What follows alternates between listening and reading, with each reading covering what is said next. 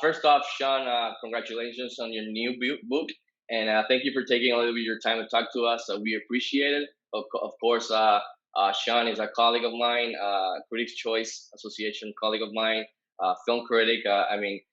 He's a managing director at CinemaBlend.com. He's a co-host of the Real Blend podcast. You've Mhm. probably seen him on TV and radio, talking films and TV.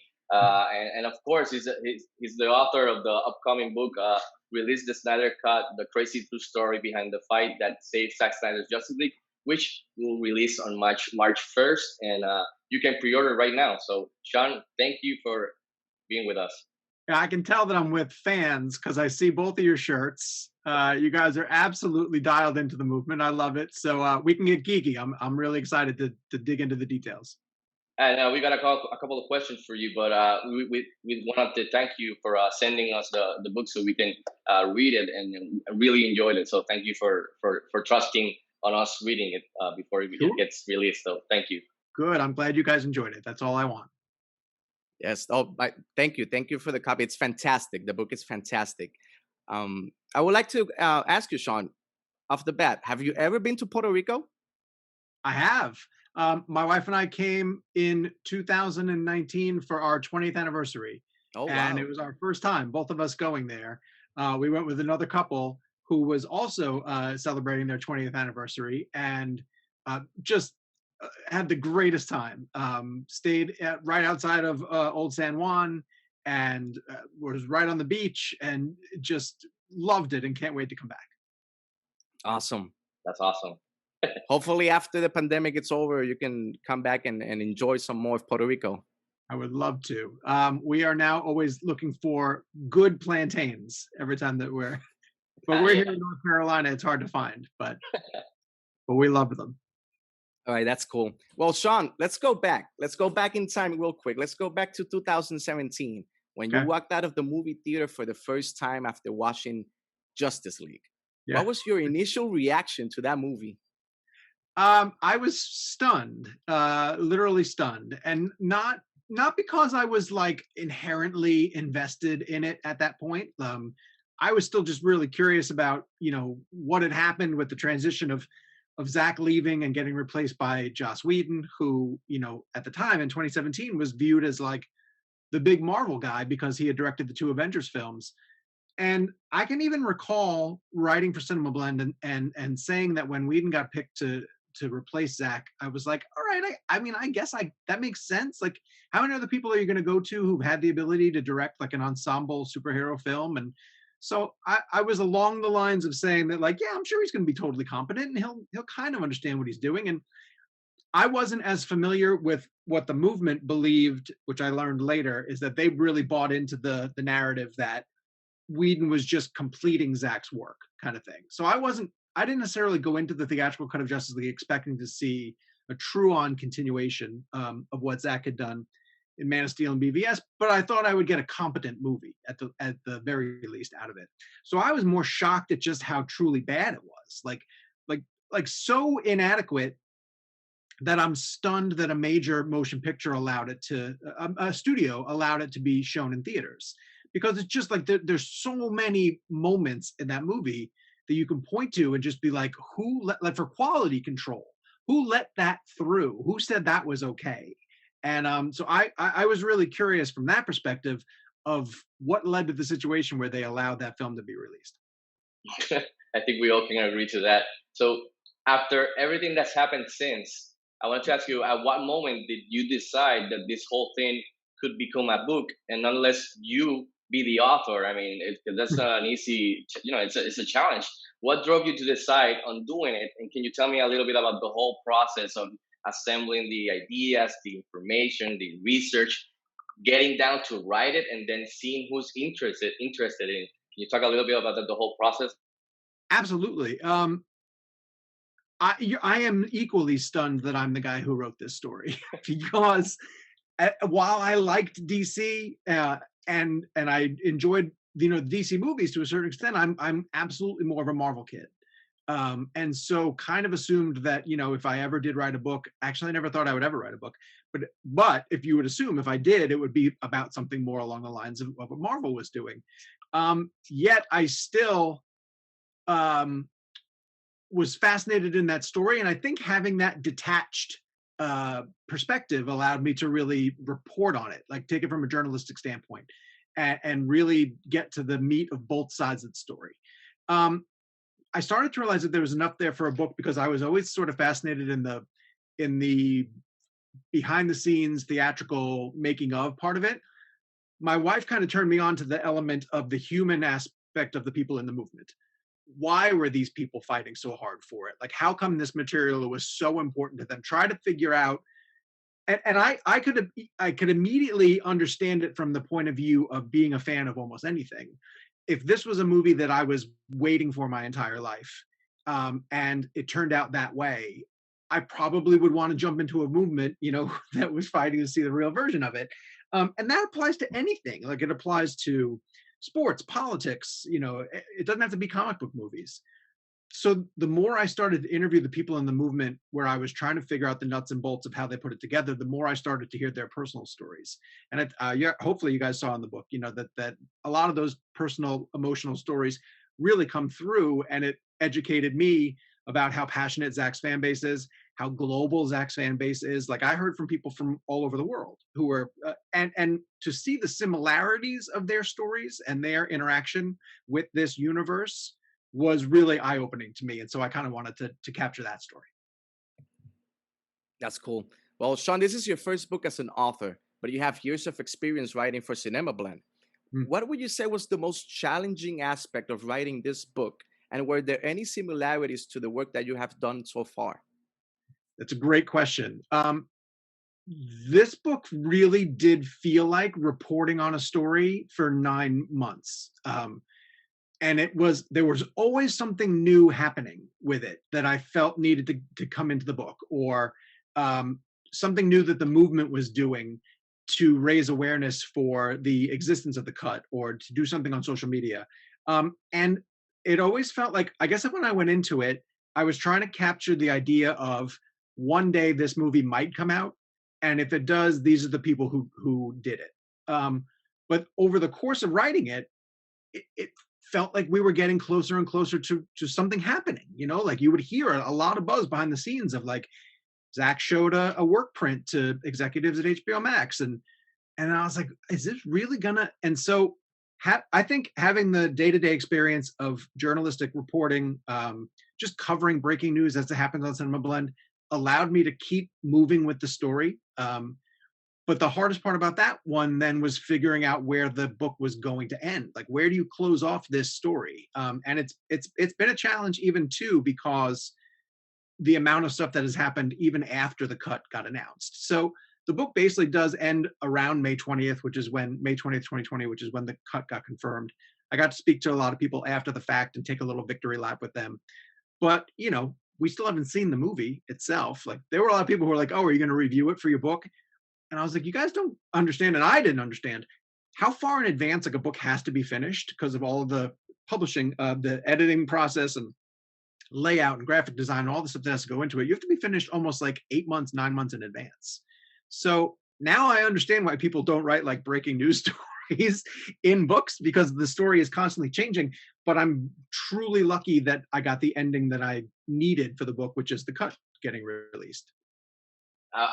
You touched a bit on earlier, but I wanted to. One of the things I really enjoyed and appreciate about your book is that it goes beyond what happened. It goes deeper, like you said, to looking at the people involved in the movement, their feelings, their experiences, their opinion, and etc. So instead of being just names, you went deeper. So was this always part of the plan when you decided to do the book? But like you said, your wife pushed you in that direction. And can you talk a little bit about the process of interviewing them, these people from the movement? Was it pre-pandemic that you actually sit down with them, or did you do this maybe virtually during the pandemic while you were doing the whole thing? Both, but a lot of it pre, and all of it via email. Some phoners and some Skype conversations, but mostly email, because I wanted people to have the ability to honestly think about their questions, to get into as much detail as they wanted to. And I kind of feel like that format is most comfortable for everybody. So they're not under the gun. They don't have X amount of time to answer. I would draft a list of questions, send them out to different people, have the ability to do follow-ups and get their sides of the story. If they came back with something that was really intriguing, I would sort of follow up and burrow down on it. The process of telling the story of the people of the movement came really early because I was having this conversation with my wife to try to just explain to her why I thought there was a book there.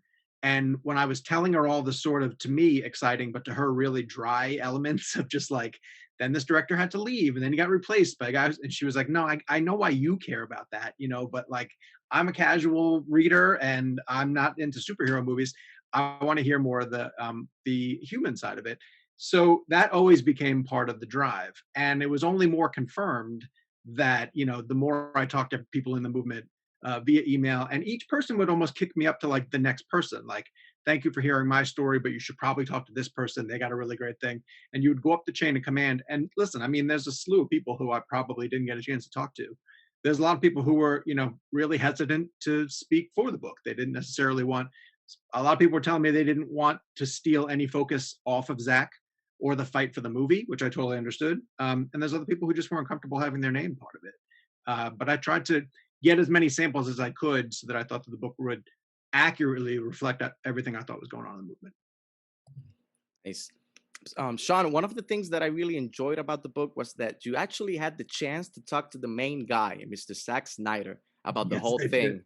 As a fan, how was that experience of interviewing Zack Snyder for your own book? And did he seem satisfied with getting his side of the story out there to the public? Yes, but now that I think about it, I got him still pretty early in all of this process. Like I wish and this comes with the timing of the book. Like they announced the cut in May. Zack and I spoke in very early June, and I had to have my draft in by July. Now we're talking July of 2020, and the book is going to come out on March 1st of 2021. So not quite a year, but close, And so there are so many things I would still love to talk to Zack about. And this is where you get into like the follow-up of it. So what we were able to focus on when we spoke was his take on the importance of the movement up until that point. Obviously his sentiments on getting the cut released and everything that meant to him.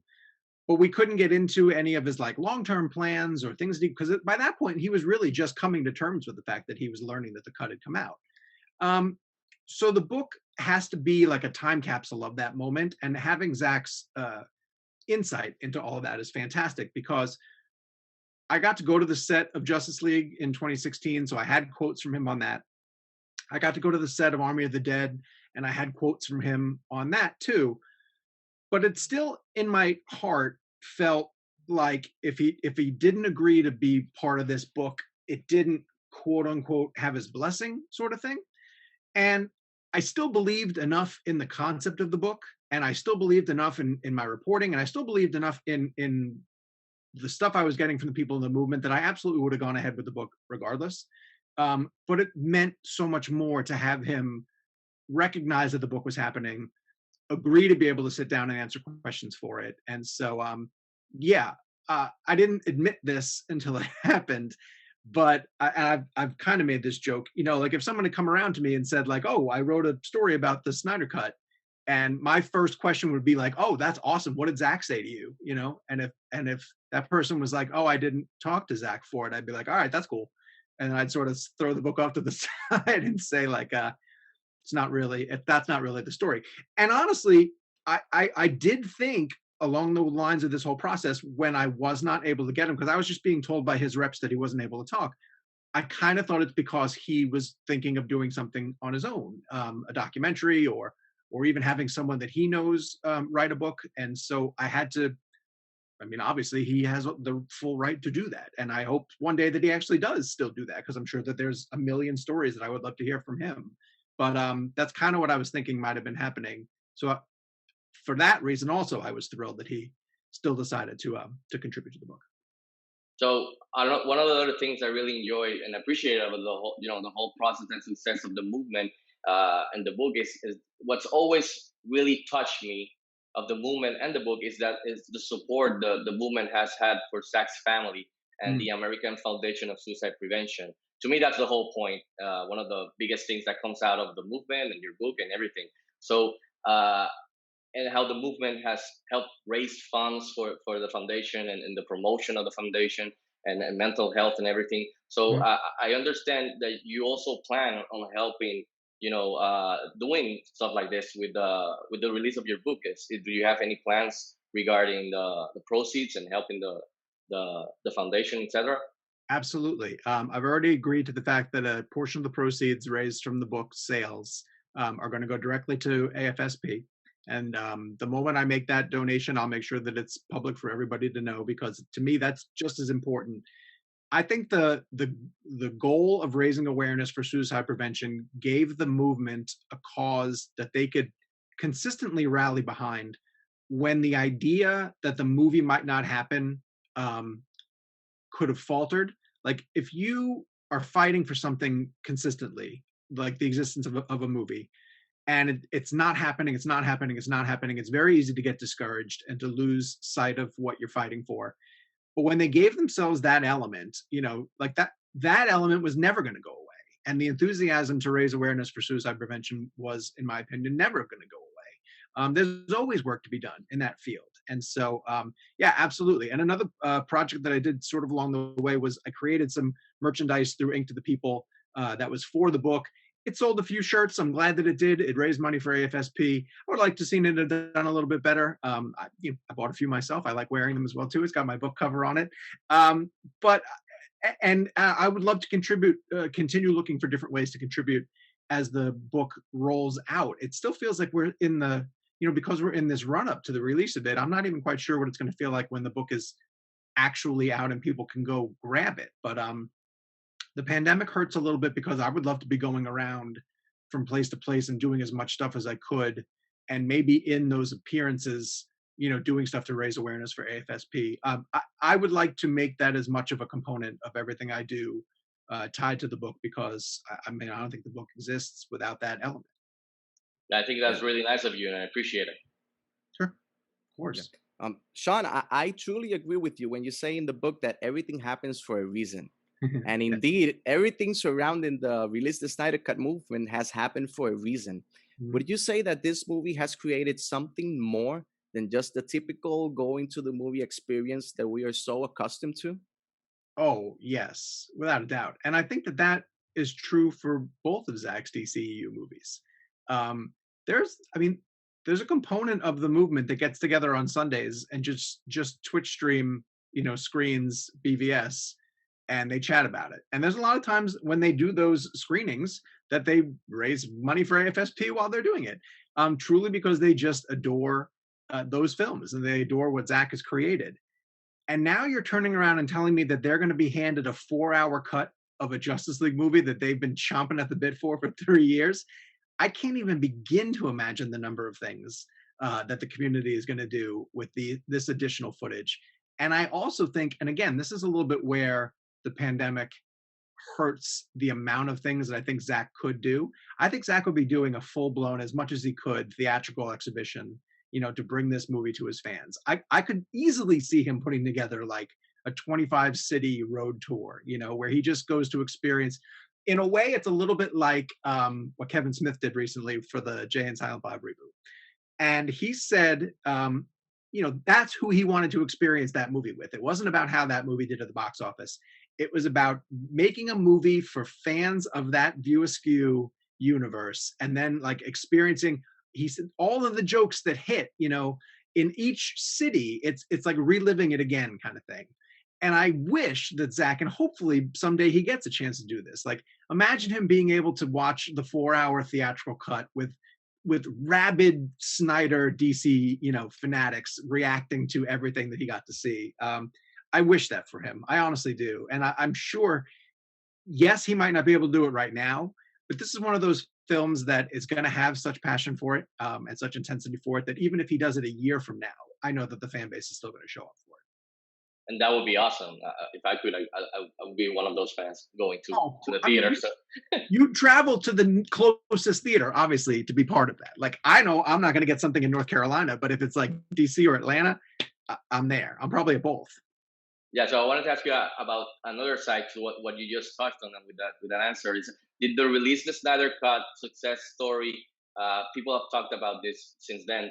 Do you think personally open a Pandora's box of concern regarding fans of now feeling they're empowered to actually influence executives' decisions and artists' creative decisions, or do you think this is a one in a lifetime thing that or are we gonna see more of these kinds of movements from time to time pop up? Personally, it feels to me like a once in a lifetime type thing. I'm not saying that studios and executives aren't going to continue to pay attention to what their fans are asking for. And you see a lot of decisions driven by nostalgia or the vocal fan base if something is working or not working. But there are so many elements that factor into this fight in particular that I think will be really hard for other films to replicate. First and foremost, having an actual film to fight for. Like there's so many times where the fan base wants to see the alternate version of some movie that the alternate version just doesn't exist. The director didn't shoot the amount of stuff that they got to shoot. Or one example that I've been using is the Lord and Miller getting removed from Solo. If fans really wanted to see their version of it, I don't think that they could. I don't think that those guys were able to shoot enough stuff to really show what their vision for the movie was going to be.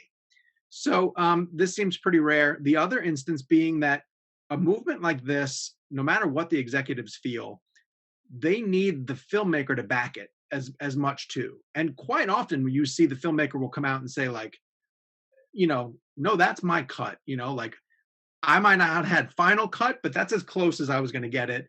Or I don't have enough to get it to where it's going to go.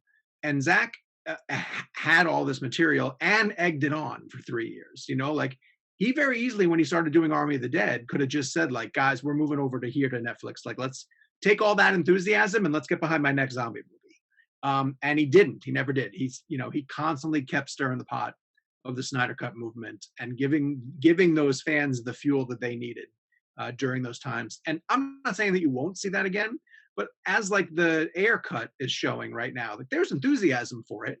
And I think HBO Max is a great place to put that alternate cut.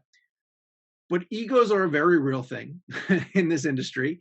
And it quite often requires some executive admitting that somewhere along the lines they made a decision that needs to be reversed, and most people don't want to do that. So, for a number of those reasons, I kind of feel like this is a really rare occurrence. Cool. Sean, I believe that this book is the perfect companion for the upcoming Snyder Cut movie, and I believe and I truly hope that every fan reads your book before watching the movie. My gosh, thank you so much. What do you wish fans take away when they read your book? I hope that they get a better understanding of the people in the movement, because I think that it's misinterpreted by a lot of people who are just casual drive-by fans who don't really get like the release the Snyder Cut movement gets a lot of negativity because they are very vocal and very aggressive, and those are two factors that ultimately led to their success. But it's similar to that, in order to make an omelet, you got to break a lot of eggs. So they broke a lot of eggs along the way, and they got what they wanted. But I want people to fully understand, and I even think that there are a lot of people who are like, oh, okay, I know that they raise money for suicide prevention, but they're using that as like a shield, against any negativity. But it's not that. It's so much more than that. And I honestly believe that all of us get into this love of cinema, the passion for storytelling, because we are fans. And you might not be a fan of what they're fighting for. Maybe you don't like Zack's movies, maybe you don't like the DCU, maybe comic book movies aren't your thing.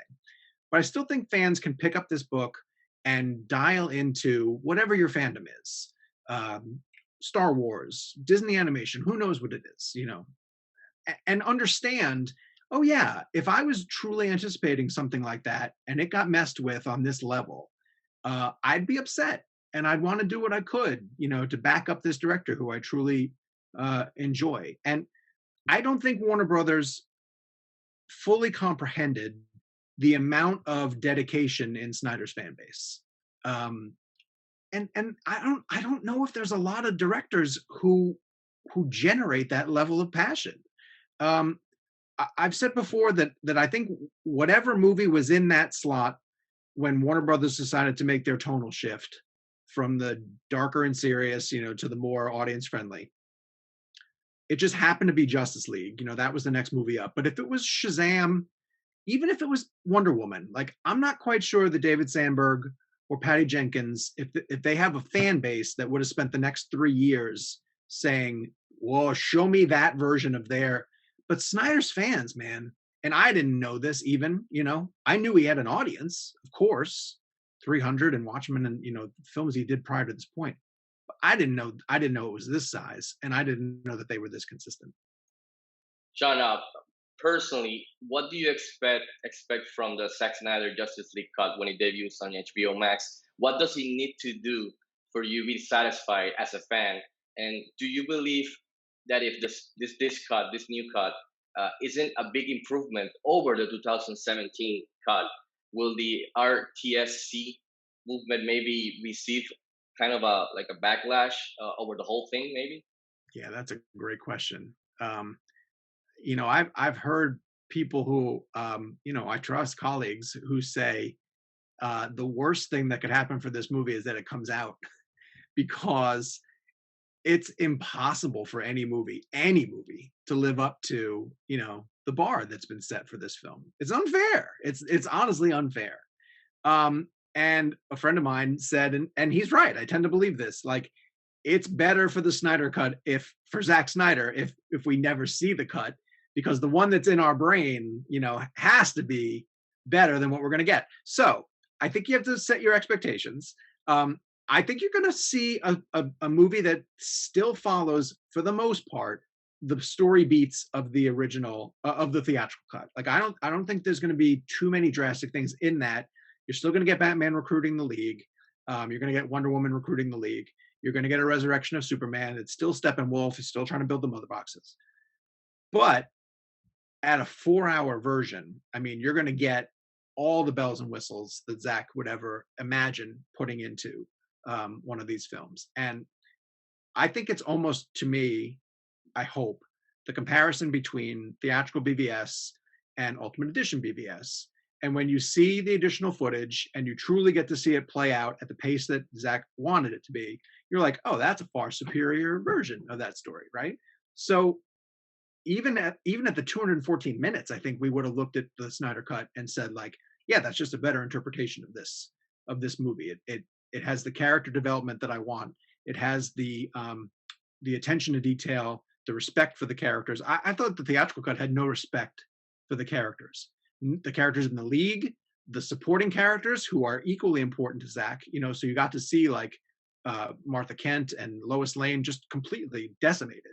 And so you're going to get back to a filmmaker who cares about the world, who cares about bringing integrity to this story. I might be a little bit concerned. The 4 hours is a bit much. And sometimes you leave a film and you say, like, Matt, that needed an editor, but open mind, I definitely want to go in and see what it is. That might be a little bit why I'm sort of leaning toward, I have said on record that I kind of think the 4-hour episode approach is a better way to go for this reason. I think personally that generates a lot more water cooler talk amongst people when they can say, like, did you see episode 2? Did you see all the stuff that happened? And if you're behind, it's easier for you to catch up. Like, okay, cool, I'll watch the first 2 and I'll be ready for the third one. Whereas if you give the 4-hour dump, everyone, you don't know where anybody is in the conversation. Like, you can't talk about stuff that happened in the third act because someone hasn't seen it yet. All that's really complicated.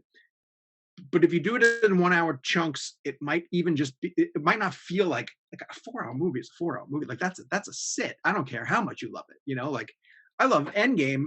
I don't want it to be 4 hours, like it's got fat on it as it is. So we'll see. We'll see how it plays out. But I'm intrigued, and I want a release date. Like a release date would be great anytime soon, Zack or HBO Max. Please, we need that release date to mark it on the calendar. Yes. Exactly. Well, Sean, hopefully, I'm pretty sure you're gonna have a successful release of your first book. So I'm curious, is there any other movie, maybe another topic that you might be interested in writing, perhaps for another book? I have my second book in the works already. It is it's sold. I'm staying with the same publisher, and we're going to do a Spider-Man book. It's called With Great Power. It is going to trace. I learned my lesson not to chase after a breaking story. So this is very much the history of him in film, the history of the character in film, and it's kind of taking the concept of that. If this is the golden age of superhero films, that Spider-Man to me is the most popular and the most successful. When you look at all aspects of it, film, television, video games, merchandise, how he's been able to conquer. And in 2019, with him showing up in Avengers Endgame, which is now the highest grossing film of all time, him bringing Far From Home across $1 billion, the first Spider-Man film to cross $1 billion, and then winning an Oscar for Spider-Man to the Spider-Verse, like, it's got to be one of the greatest years that a comic book character has ever had. And it just broke down so many barriers and created a new landscape for superhero characters to exist on. And so I started to ask, like I did with Snyder Cut movement, I started to ask, like, that's all cool, but like, why? Like, why is this character so popular? And there's a ton of easy answers, and there's a bunch of other complicated answers that I didn't expect to get. But in order to do it, I want to talk to everybody who's ever been involved in a Spider-Man film along the way, and then hopefully along the lines answer a bunch of questions about, like, what happened to Sam Raimi's Spider-Man 4, what went wrong with the Andrew Garfield franchise, like, how did Disney and Sony really figure out how to share a character? Like, I think there's all amazing little stories. Like, we glance over the fact that Sony has a universe of Spider-Man characters that don't star Spider-Man in them. Like, how is that possible? Like, you're telling me that character is that popular that, like, a Venom movie and a potential Morbius movie, and they want to do Craven and all, like, there's a lot of stuff I want to explore on that side. So that's up next.